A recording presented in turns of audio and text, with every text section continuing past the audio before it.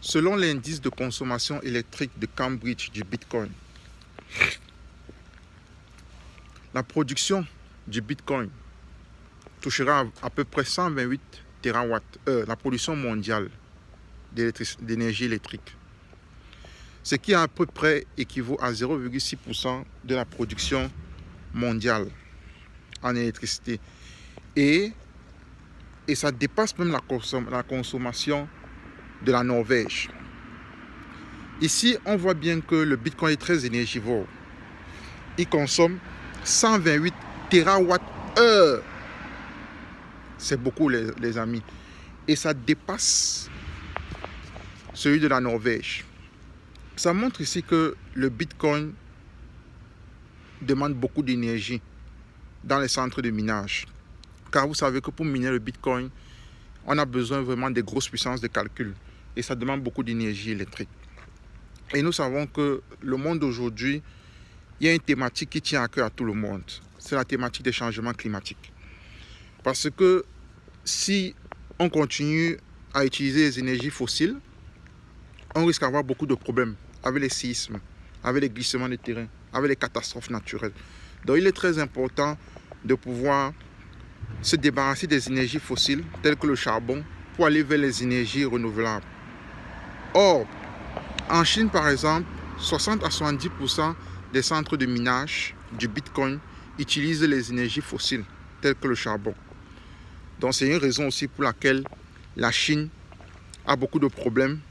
La Chine veut bannir le Bitcoin.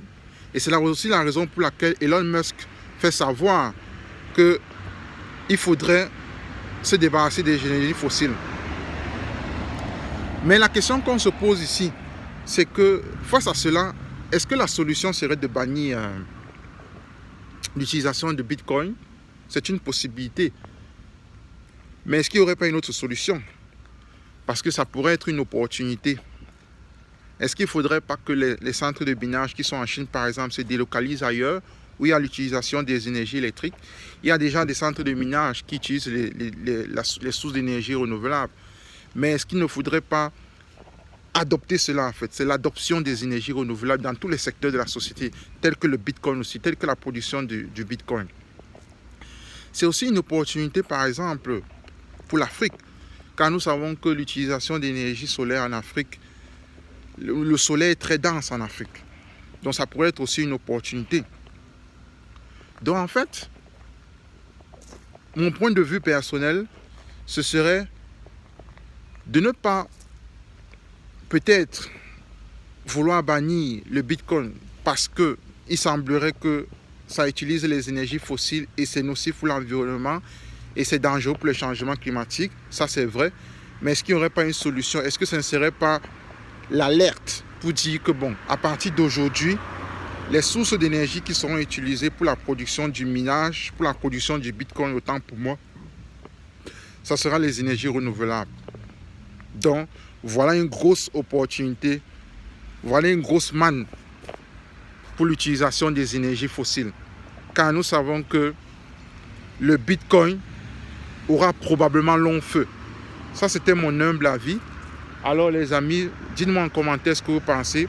Vous avez probablement, vous, d'autres solutions. Vous avez probablement votre point de vue. N'hésitez pas à le mettre en commentaire. Ça, c'était mon humble avis. Merci, au revoir, bonne journée.